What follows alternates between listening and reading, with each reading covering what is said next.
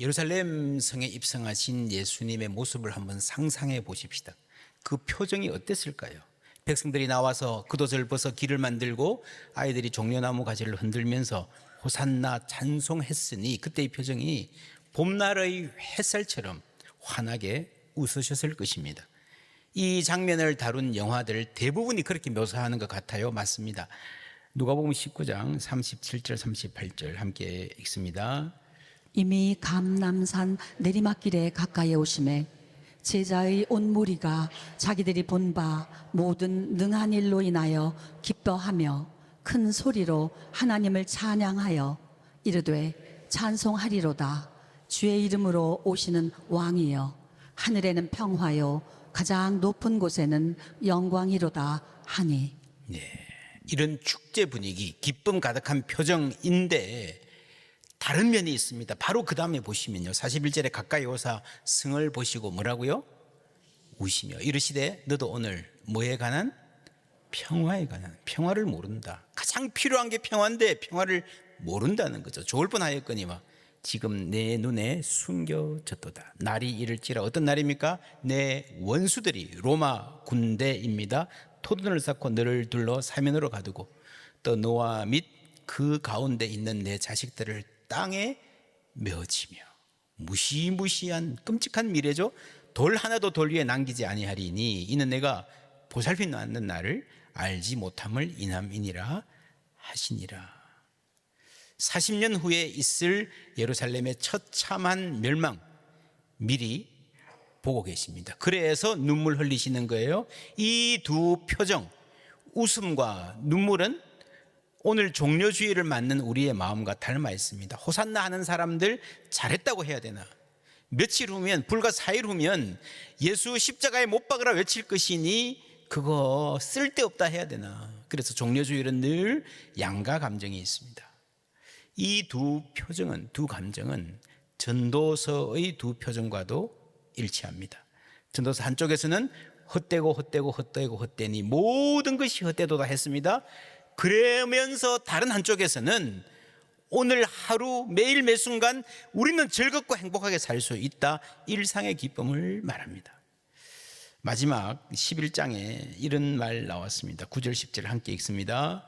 청년이여, 내 어린 때를 즐거워하며 내 청년의 날들을 마음에 기뻐하여 마음에 원하는 길들과 내 눈이 보는 대로 행하라.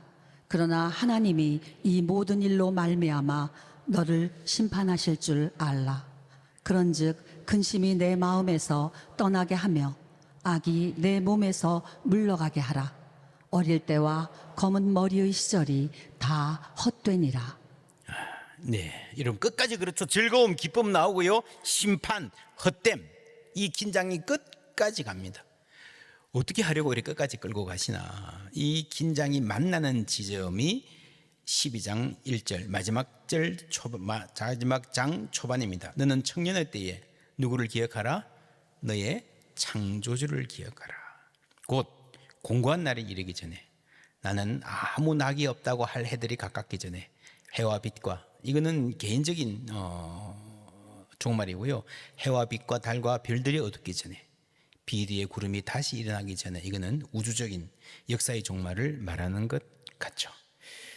나는 아무 낙이 없다. 언제입니까? 인생의 마지막 순간인 거예요. 사람들 보면요, 나이가 많고 이렇게 연세가 들면은 지혜로워지고 여유로워지는 분들이 있습니다. 간혹 있습니다. 그리고 많은 분들이 돌아가시기 직전 며칠에 평생 몰랐던 것을 깨닫게 되는 분들 많아요. 그러니까 자식들이 깜짝 놀랄 정도로 정말 놀랍다. 그래서 옛말에 그런 말이 있습니다. 철들자 죽었다. 그래서 사실 많은 사람들이 그런 거예요. 철들자 죽었다. 근데 그 철이 좀 더 일찍 들면 어떨까? 젊을 때 창조주를 기억할 수 있으면 어떨까 하는 말씀이에요. 3절에 그런 날에는 집을 지키는 자들이 뜰 것이며 강한 용사들, 보디가드들도 뜰 것이다. 나를 못 지켜줄 거라는 거죠. 힘 있는 자들이 구부러질 것이며 맷돌질하는 자들이 적음으로 그칠 것이며.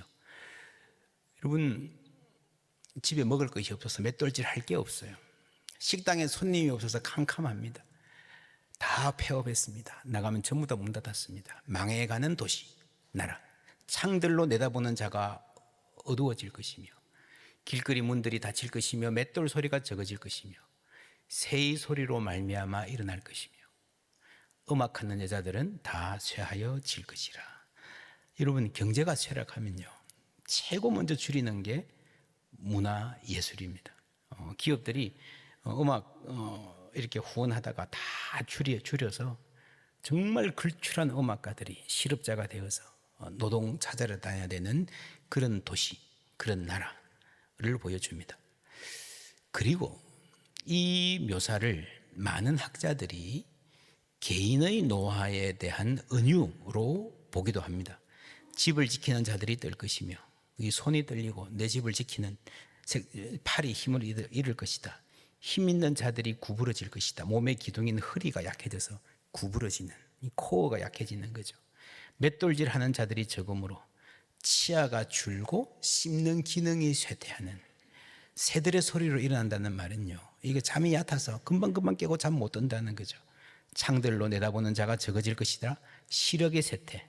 길거리 문은 입을 말합니다. 말이 어눌해지고, 그래서 오는 사람 가는 사람 없고 교류가 끊어질 것이다.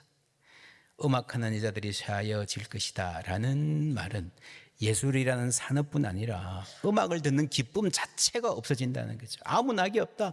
그렇게 좋아하던 음악도 감흥이 없어요. 귀찮아요. 시끄러워요. 슬프죠. 누구 이야기입니까? 내 이야기라는 거죠. 우리 모두에게 다가올 일, 젊은 일도 예외가 아니라는 겁니다. 또한 그런 자들은 높은 것을 두려워할 것이며 길에서는 놀랄 것이며, 노년이죠. 살구나무가 꽃이 필 것이며, 살구나무를 요즘 성경이나 영어 성경에는 다 아몬드 나무라고 하고 있습니다. 백발을 말하는 거죠. 메뚜기도 짐이 될 것이며, 메뚜기가 짐이 된다. 여러분, 메뚜기가 얼마나 무겁습니까? 그죠? 한때 막 무거운 짐 번쩍번쩍 들고 다니는 장정이 지게 한 짐 지고 농사하던 남정네가 자식이 아프면 업어서 병원으로 뛰어가고요, 아내가 힘들다 그러면 먼 길 아내를 업고 씩씩하게 집으로 오던 남편, 나만 믿어. 가정의 무게를 오롯이 지고 가던 그 든든한 아버지가 메뚜기도 짐이 된다. 숟가락 들 힘도 없어졌다. 물 한 모금 삼키는 것도 힘들어하는 날이 올 것이다.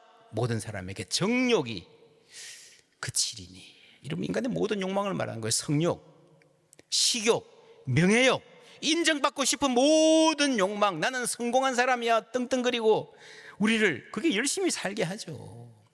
성욕도 기본적으로 건강한 사람에게 주신 축복입니다. 그럼에도 불구하고 그게요, 사람을 괴롭히기도 하잖아요. 그게 다 없어지는 거예요. 그렇게 욕심 많던 사람이 그거 다 싫어하게 되는 때가 온다는 거죠. 그리고 자기의 영원한, 사람이 자기의 영원한 집으로 돌아가고 라고 하는 이 말이 굉장히 궁금한 말입니다. 왜냐하면 진짜 우리에게 집이 있어서 돌아간다는 말인지, 지금까지 전부 다 이걸 은유로 해석했기 때문에 그냥 관에 누울 날 새로운 집 이런 말을 이야기하는 건지 아주 희미합니다.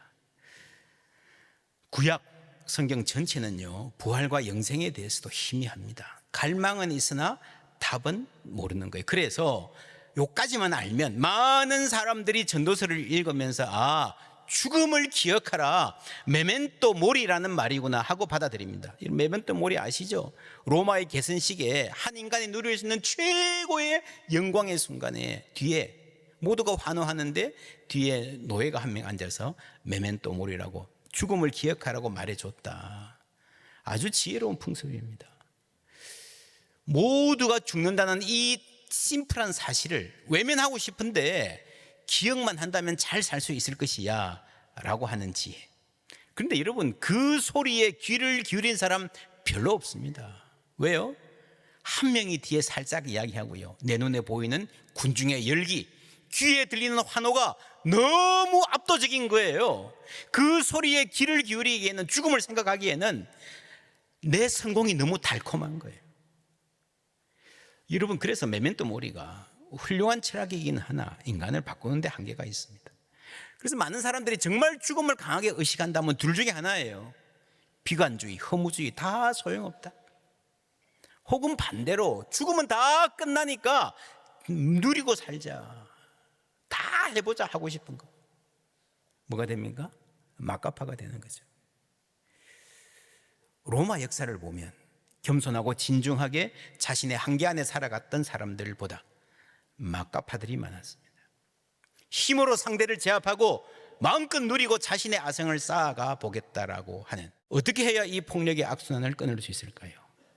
메멘토 모리, 죽음을 기억하는 것으로 충분하지 않습니다. 오늘 성경은 창조주를 기억하라, 메멘토 크리아토리스라고 말합니다. 여러분, 하나님께서 처음 세상을 만드셨을 때에 보시기에 좋았다라 그랬잖아요. 굿, 토브, 좋은 삶. 여러분, 이것이 우리 모든 인류의 출발입니다. 시작은 다 좋았어요. 비록 타락해서 이게 깨어지고 색이 바랬지만 인간의 깊은 내면에는 이 흔적이 남아있는 거예요. 영원을 사모하는 마음, 그죠? 그래서 여러분, 창조주를 기억한다는 것은요, 내가 누구인지, 우리가 살아야 할 그 좋은 삶이 무엇인지에 대한 기억이 있어야 된다는 거죠. 모든 인간은요, 본향에 대한 그리움이 있습니다. 잊어버려서도 안에 남아 있습니다. 인간 안에 있는 아름다움, 선에 대한 지향이 있잖아요. 아름다움이 뭔지를 우리가 알잖아요. 말 안 해줘도. 우리가 그 선을 만들 수는 없어도 감지할 수는 있습니다. 인간의 모든 문화는 하나님이 창조하신 천국의 모조품입니다. 인간 안에 영혼을 사모하는 마음, 갈망이 있는 거예요. 그래서 여러분, 전도를 해보면 이걸 압니다. 전도가 가능해요. 우리 눈으로 보면 도저히 안 믿을 것 같은 사람이 예수 믿는 일이 생기거든요. 왠지 아십니까? 그 안에 갈망이 있기 때문입니다. 본향에 대한 갈망이. 예수님이 예루살렘 입성하실 때에 백성들에게 어떤 갈망이 있었을까요? 브레이트라는 극작가가 갈릴레이라는 드라마에서 이런 말을 했습니다. 영웅이 없는 나라가 불행한 것이 아니라 영웅을 필요로 하는 나라가 불행한 거지. 그렇죠? 여러분, 영웅이 없는 게 불행한 게 아니고요, 영웅이 있어야 되겠다 하는 그 상태가 불행한 거예요. 여러분, 영화들 어벤져스, 마징가 제트, 짱가, 배트맨, 여기서 이순신까지 언제 영웅이 나와요? 죽겠다, 못 살겠다 할 때 영웅을 바라는 거예요. 어디선가 누군가에 무슨 일이 생기면, 그렇죠? 무슨 일이 없으면 영웅을 안 바라요, 사람들은. 그래서 영웅을 필요로 하는 시대 자체가 위기고 비극인 것입니다. 종려주일의 그 큰 기쁨, 주여 우리를 구원하소서, 그 열렬한 환호 밑에는요, 그만큼 깊은 탄식이 있었다는 거죠. 로마의 황제가 징기스칸이 그 탄식을 해결했는가? 여러분, 구원자는 고사하고요, 위로자도 되지 못했다. 세상에 학대가 이렇게 많은데 위로자가 없도다. 전도서의 증언입니다. 영웅이란 게요, 다 내 편에서 영웅이에요. 저쪽에서 보면 침략자고 억압자예요. 그때 뿌린 폭력의 씨앗 좀 지나면요, 이쪽 후손들이 눈물 흘리면서 되갚음 올 거예요.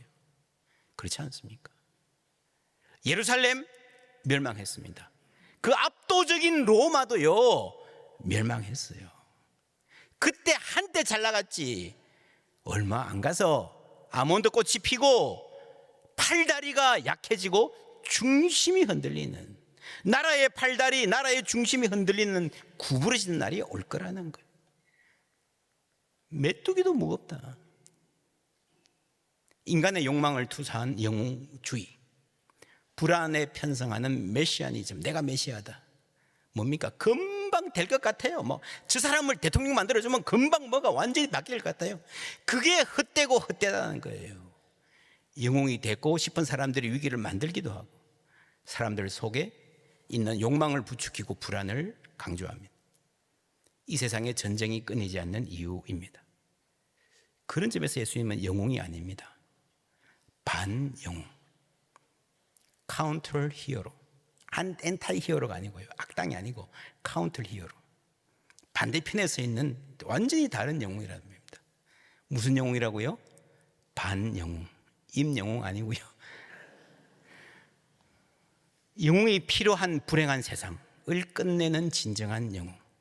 각 사람이 자기 무화과 나무 아래서 안연히 살 수 있는 세상. 가장 영웅 같지 않은 모습으로 가장 근본적인 문제를 해결한 영웅. 여러분, 인간의 가장 근본적인 문제가 뭡니까? 세상에 많은 악당들이 있지만, 무시무시한 악이 있지만, 그 중에서 가장 고약한 적 악당이 뭡니까? 죽음이에요. 죽음. 죄와 사망의 권세예요. 우리의 삶의 중심에 든든히 십자가가 세워지는 은혜가 있기를 주님의 이름으로 축원합니다. 그럴 때에, 이 십자가가 세워질 때에 우리 인생의 많은 문제들이 그것 때문에 해결되는 거예요. 전도서에 그런 말 나왔죠. 영원한 집으로 돌아간다. 이게 좋은 말 같은데 좀 모호하잖아요, 그죠? 근데 이 말씀이 그리스도 이후에 아주 분명해집니다. 고린도후서 5장 1절 2절 함께 읽습니다.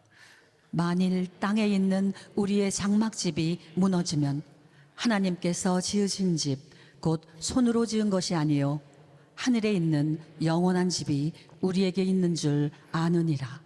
참으로 우리가 여기 있어 탄식하며 하늘로부터 오는 우리 처소로 덧입기를 간절히 사모하노라. 아멘. 두 집이 있습니다. 땅에 있는 장막집, 하늘에 있는 영원한 집. 이 장막집은요, 아무리 튼튼해도 얼마 못 가서 무너지게 될 것입니다. 그러나 그것이 우리의 끝이 아닌 줄 믿습니다. 하늘에 영원한 집이 있는 거예요. 이것을 위해서 예수님이 이 땅에 오시고 십자가에 돌아가신 줄 믿습니다.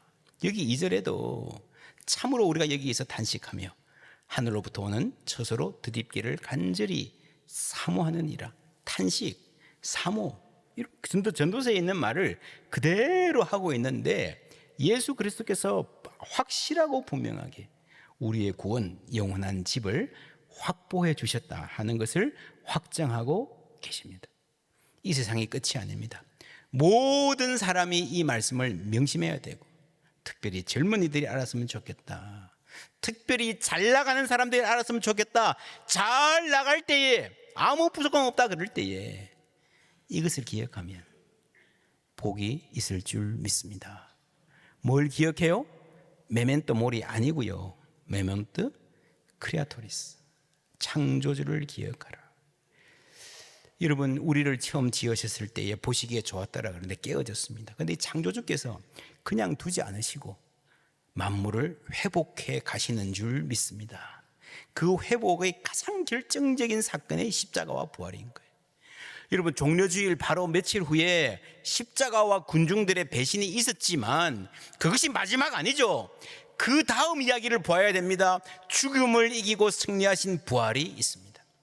결국에는 승리입니다. 그래서 오늘도 기쁨이, 웃음이, 축제가 가능한 거예요. 여러분, 사순절 우리가 카운트할 때 주일은 포함 안 하는 거 아십니까? 주일은 부활의 날이에요. 오늘도 부활의 날이에요. 부활하신 주님, 그 하나님께서 결국 모든 것을 완성하시고 회복하실 줄 믿습니다.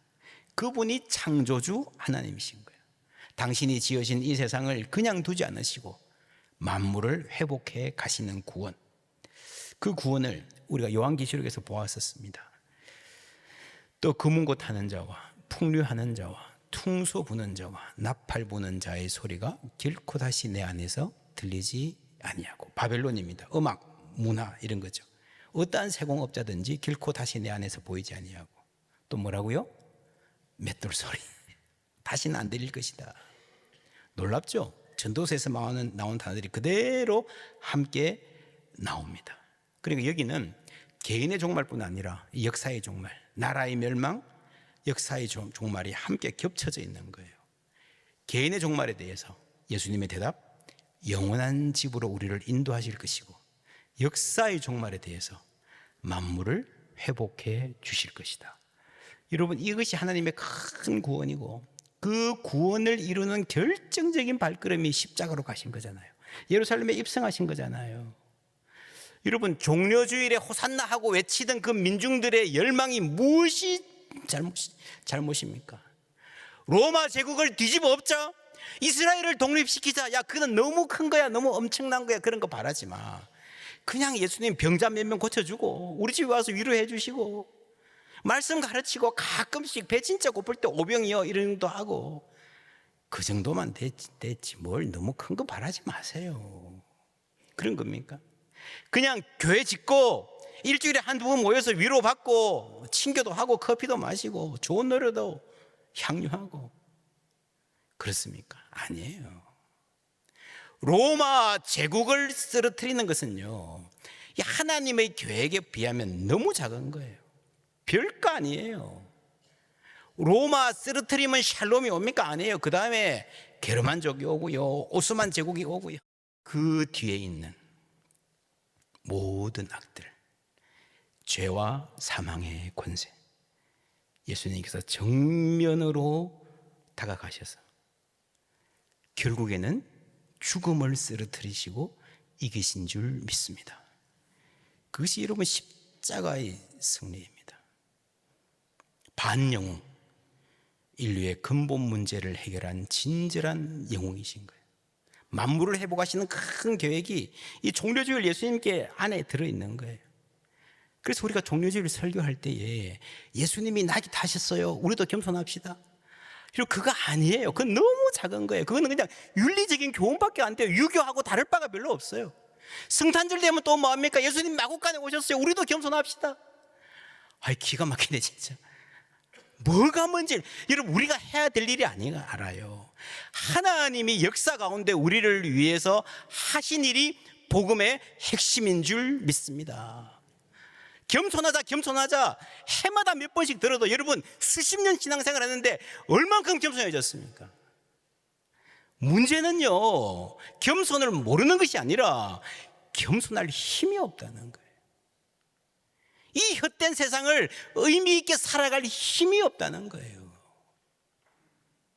그 힘을 주시는 분이 예수님이고 복음의 능력인 줄 믿습니다. 그 복음의 능력 안에서 모든 것이 회복되는 거예요.